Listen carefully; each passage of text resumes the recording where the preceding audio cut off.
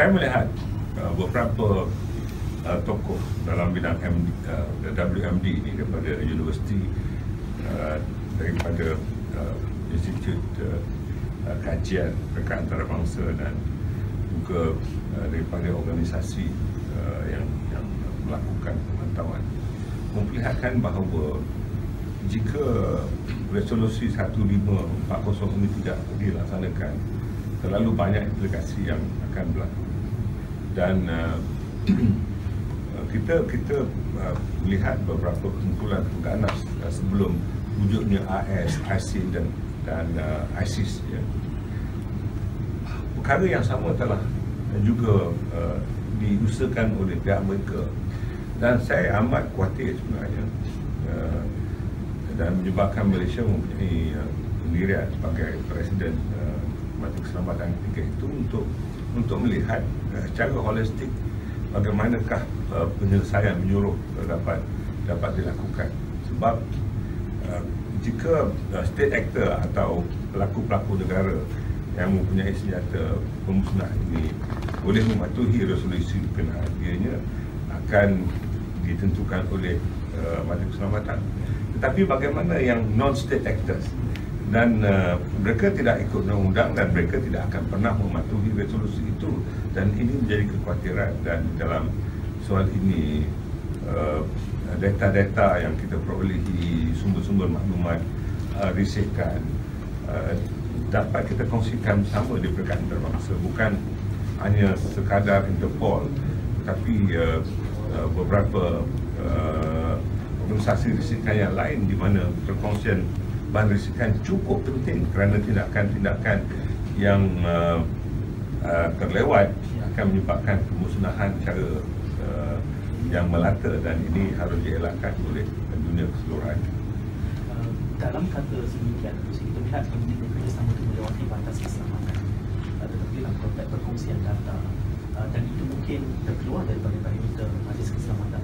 Bagaimana agaknya suara ini akan dibawa supaya diterima dengan lebih tegas, dengan lebih berkesan dalam kita mempunyai beberapa kaedah dari segi perkongsian maklumat, bukan saja maklumat keselamatan tapi juga maklumat saintifik, kerana beberapa organisasi saintifik sama ada ianya di bawah bangsa-bangsa bersatu ataupun di bawah organisasi antarabangsa yang lain, dan juga organisasi di bawah mana-mana negara. Perkongsian maklumat ini sering dilakukan kerana hanya dengan memberikan kombinasi saintifik beberapa bahan kimia dan bahan atomik, ianya akan meledakkan senjata pemusnah ini. Dan ada terdapat beberapa usaha yang telah dilakukan, bukan sahaja mendapatkan bahan itu tetapi mencipta bahan itu dan disatukan. Walaupun kita tahu ada negara yang pernah dituduh mempunyai simpanan WMD yang banyak dan hingga sekarang tidak terdapat pun bukti, apatah lagi bahan yang kononnya diperolehi pada negara berkenaan, dan akhirnya pemimpin negara berkenaan telah mengalami ajalnya dengan keadaan yang begitu hina. Adalah suatu perkara dan aspek propaganda yang harus kita juga lihat, dan jangan menggunakan soal WMD ini untuk menghukum mana-mana negara. Dan dalam soal ini, walaupun Malaysia sebagai sebuah negara yang kecil, kita mempunyai pendirian dan prinsip bahawa di samping kita mahu menolak WMD sebagai state actor ataupun non-state actor, tetapi pada waktu yang sama jangan dengan mudah menggunakan dan menuduh mana-mana negara mempunyai simpanan senjata WMD berkenaan. Dan ini adalah satu propaganda yang akhirnya terbukti tidak benar dan menyebabkan kredibiliti sesebuah negara itu dipersoalkan jika kebenarannya tidak memihak pada negara berkenaan. Dato' Sri, kita punya kebebasan tersebut, ada pihak mungkin menunjukkan Korea Utara menggunakan nuklear dan WMD ini sebagai usaha dan juga tagan di dalam perundingan mereka. Bagaimana konteks ini dari kacamata Dato' Sri?